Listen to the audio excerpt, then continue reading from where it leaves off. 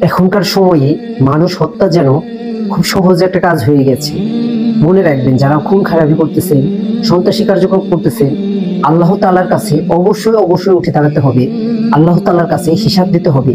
আপনি যাকে খুন করবেন অবশ্যই তার যত গুনাহ থাকবে আপনার আমলনামায় এসে যাবে, এবং আপনার যত নেকি আছে যাকে খুন করতেছেন তার আমলনামায় আপনার নেকি যাবে, এবং আপনি যাকে খুন করলেন সে জান্নাতে চলে যেতে পারে, এবং আপনার গন্তব্য হবে জাহান্নামে। এটা অবশ্যই মনে রাখবেন।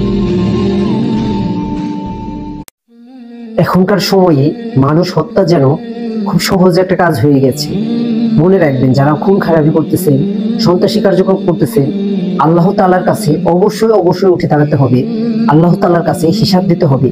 আপনি যাকে খুন করবেন অবশ্যই তার যত গুনাহ থাকবে আপনার আমলনামায় এসে যাবে, এবং আপনার যত নেকি আছে যাকে খুন করতেছেন তার আমলনামায় আপনার নেকি যাবে, এবং আপনি যাকে খুন করলেন সে জান্নাতে চলে যেতে পারে, এবং আপনার গন্তব্য হবে জাহান্নামে।